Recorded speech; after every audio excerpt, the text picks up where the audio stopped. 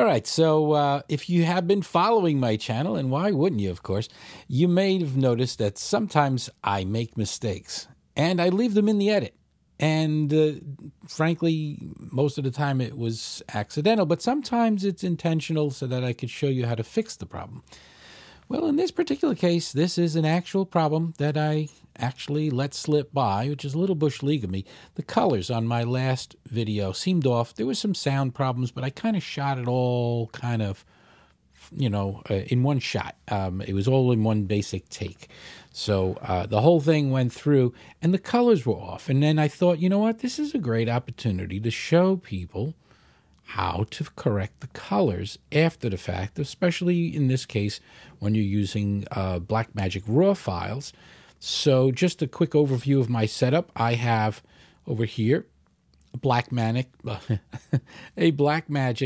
ATEM Mini Extreme ISO, or ISO, the isolated tracks. I am recording with 3 different cameras in this particular video.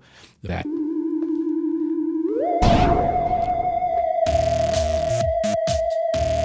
first one is this one right here. The second one is this one here. The first one over here, might as well say it. The first one right here is the Blackmagic Pocket, not as if it's pocket size, Cinema Camera 6K G2. And my camera number 2, which, by the way, may be out of focus. And by the way, the nice thing about this is I can change the focus right now by holding down a button. And it maybe tweak the focus. I think it did. Anyhow, hopefully I'm a little sharper now.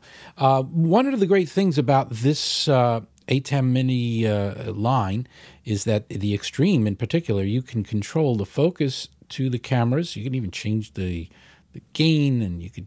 I like the focus button more than anything. I could literally tap it, and it will focus my camera if I have moved around, and otherwise I don't want it moving the focus. But the other great thing about this is that it's recording multiple channels multiple times. I've done videos about that particular concept. So in this particular video, I'm going to look back at the video I did the other day, which is right now over here. And I guess I could put myself in the picture, right? I just have to push a magic button, and here I am. I'm over here, right there. So I have loaded up the DaVinci Resolve Studio that I posted just basically a day or 2 ago. And I think the colors are a bit out there, and I thought I'd go through what it takes to get them right. So the way this would be done, and I have a separate copy of my timeline where I'm back to the way it should have been done, which is to say I have a project here where there's no colors. So we'll go through, first of all, how to get the colors out of the Blackmagic RAW format. And of course, I could have gone to the other project and done similar. In fact, maybe I could just to show how it could be corrected and so forth. So I'm going to switch over here, and I can jump back to the actual version that I posted on YouTube with the colors a bit too warm. I look a little bit orange there, right? A little bit, just a little bit orange based on the lighting, and sometimes I don't adjust them properly. So anyhow, there I am. And what you do is you get over to, and by the way, they have a thing here. I'm just going to turn on color. And I have to take myself out of the picture for a second because I need to get to, and this is a fresh install. I usually don't edit from my studio. So I'm going to go over to where the LUTs are. And, well, first of all, this one already has a LUT on it. I might as well start off by choosing this and just resetting it back to the way it came out of the camera. Basically, all I have now is no color. And what I want to do is set a color. I can either go to the LUT bin, and I could literally just play with each one and wiggle it around and see what the end result is on that particular clip. I can move it around and say, do I like that one? And they have a whole bunch of LUTs in there. Some are very, very vivid. Some are a little more colorful than others. I find myself going this way. I go right mouse button on this node. And by the way, just to mention what nodes are, I didn't have a clue what nodes are until I looked at another guy's YouTube channel where he went into these nodes.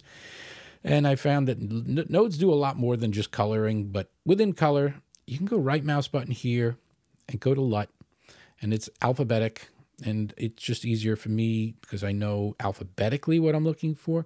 And I like to use the Gen 5 and I use extended video. Now, that's how I got where I was in the first place. So again, I'm going Gen 5 extended videos, but there's no wrong answer. You choose the video LUT that you think is your best starting point, and I'm doing that now.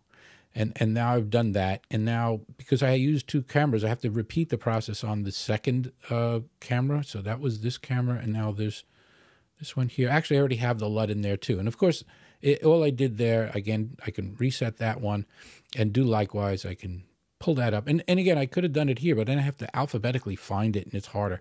So I like going over to here, and I go to LUT. I go to Blackmagic, and that's the ones I tend to like to use. And I'm using Gen 5 to extended video. And again, now there's our starting point. Now, if you look back at this footage from here and here, that's the version that I actually did put out in the universe. That's literally the version that I use. So I'm going to go back to the edit, and we could see more or less what this looks like. And if I get one of the shots where it's a close-up, it becomes a little more apparent here. So let me jump over to, let's say, here. And I'm a bit orange, right? So how do I stop myself from looking that orange? I'm a little too orange there. Well, the correct way to do it would be to get a color card. I guess I could put myself back in the picture again, right? So here I am. So you could put a color, like I usually use one of these little buggers at the beginning of a shoot. So if you shoot a little bit of video with a gray card or a white card, you have basically a true white that you know is supposed to be white, and this is supposed to be 18% gray. And these are like $10, but you can get better ones. But I'm going to show you something even easier that I actually used in this particular case, because I didn't shoot that at the beginning of the clip. I forgot, and usually I do on my other cameras. It was a habit, my old Canon and my Lumix. So what I need to do is find something that's pure white. And I don't know if you notice it, but the chair I'm in right now has a white border on it. And it's pure white, about as pure white as it gets. And if you look at it on this shot, there it is. So the issue is, well, how do you put that color and watch the look of my skin here as I jump over to the color. And I can turn off some of these other little things. Let me turn myself off so I can see. Turn off the LUTs panel so I get a little more real estate on that. And I don't even need the nodes for this part here. Maybe that'll make my picture a little bigger. Actually, I don't know if it'll get bigger. Oh, so for what it's worth, you have all these different things down in the corner. And one of them in particular, oh, that one, by the way, would be great if I had one of those color cards. And by the way, I ordered one, and I'll be showing people how to use one later. But I'm going to choose the colors. That's the color wheels. If you use that color, and it's down here in the lower left-hand corner, if you choose the color wheels, you have an option over here where there's an eyedropper. And what do you do with the eyedropper? Well, basically, you bring it over the picture. And if you're doing it wrong, you're going to just pick any old spot. And what we've basically just told DaVinci is that that's white. And it's basing, wow, it must be a really orange room. You must be laying in the sun. And it based everything on it. And I'm going to choose it again. And now if I choose something that actually is closer to white, like here, there's a piece of a cardboard behind me, a little picture. Now that's actually way better than where I started this whole thing. But in this particular case, since I know there's literally something very white in the shot, and it's extremely polar white, there it is. And there is my natural color and my natural skin tone, and it's absolutely way better than where we started off. In fact, I think if I turn on that color pane for a second and then show this node feature, I could show you what it looks like with and without that filter on, or maybe I can't. Anyhow, the color here is way better than it started off. And if I go to this other view over here, and I want to do likewise, well, I don't have the chair visible in this shot, so I got to look for something else that's white. So I'm going to use this little eyedropper again. And coincidentally, I have a table that I'm sitting at that has the IKEA. You know what? I should probably get a better shot to show this. Let me get one where there's more of my skin tones visible. Although, you know what? What the heck? It's just as good as any. I'm going to take the eyedropper. I have a pure white IKEA table here. I'm going to hit that. And now my colors, you see, they just got a lot better. I'm going to go back to the edit so you can see how things are actually looking. In fact, I think you hit Command F, and you can see me in full size. And I can jump now through this clip here And there's my color. It still may be a little too bright, but I'm not here talking about brightness today. I'm looking at that compared to the original colors, which were wrong. That's basically the best way to describe it. Now I've got natural looking flesh tones. The color of, let's say, Grogu, the Baby Yoda, are more accurate. Everything here is just simply more accurate. It's a very subtle difference, but I was clearly a bit too orange in the original version, and now I say I'm a little better. Now, the clip I'm recording right now is potentially better, potentially worse, but before I post this one to YouTube, I'll be doing this the right way this time. So first rule of thumb is get your footage into the system if it's in B-RAW, and apply a basic LUT just to use as a starting point, because otherwise it's just flat. And then once you're there, find something that you can use in the shot that is already white, in this case, my chair. But if you don't, what most of the pros like to do is bring something along with you. You could buy a white card. If you have a mouse pad with a white surface, if you have anything that you know is white, you could find a paper plate, a cardboard box. But be careful, because a lot of things look like they're white, but they're a little off-white. But if you find something, again, a nice little cardboard box or something that you can find, use it in the shot. For $10, if you want the cheapest thing you can get these on Amazon. I'm not going to put any links or anything, but you have a white and a gray panel. If I were to just shoot this literally for 10 or 20 seconds before I start actually talking, and then take it away from the shot. It doesn't have to be in the shot the whole time. You just need to know that during this recording session, I have identified what is white, and I use that. Now, the gray card can actually do some other things as far as getting exposures right, because it's supposed to represent an 18% ideal amount of white, and that, there you go, and that you could use that with cameras that have features that show you when something's overexposed with zebras, these little lines. I'm not playing with that today, maybe on a future video. But hey, look, I'm picturing myself. Isn't that funny? If you're going to do picture-in-picture, by the way, at least have two different views of the same thing. Oh, wow, I did the same thing again, didn't I? No, here you go. Am I doing it wrong? I am absolutely doing it wrong. I'm doing this right. I'm doing this right. I'm doing that right. Now that, yeah, is that this one? Yeah, I'm doing it wrong. So there you go. So there. That's right. Now you got two views. See, I'm learning this ATEM business as it's going along here.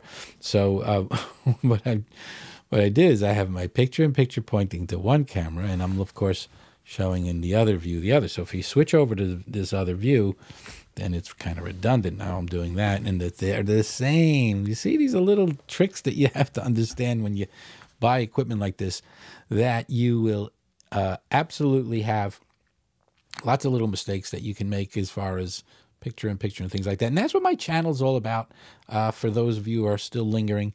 My channel is not that, hey, I'm the expert, let me tell you what you do, and this is the way to do it.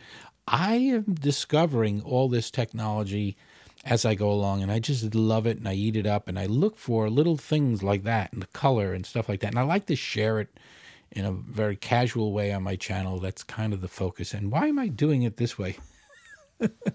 I'm still doing this way.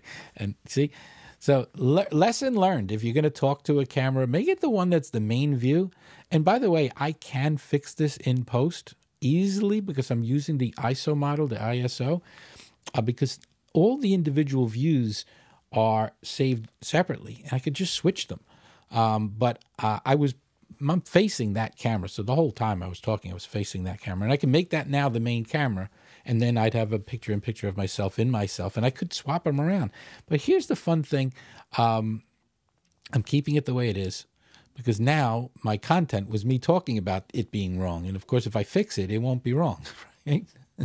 So me talking about it. So here's the other little lesson you can learn from me by doing things the hard way.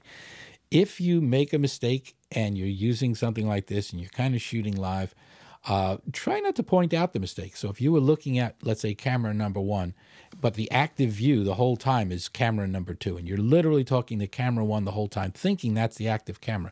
And by the way, on a Blackmagic camera, there's a little light on there, and it turns red when that's the active camera. So I'd turn my head and say, wait a minute, that's not red. And I'd go there, and there, that's the one that's red, just like in the TV studio, right?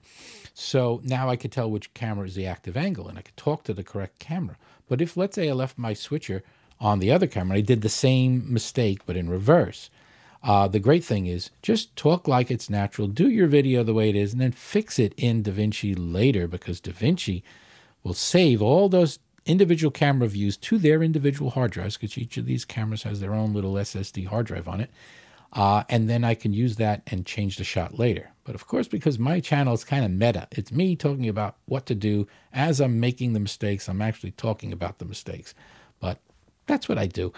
So if you like that sort of thing, then, by all means, comment, Ask Joe. That's the name of the channel nowadays. Oh, and I didn't even play my little intro. You see, I'm going to do that.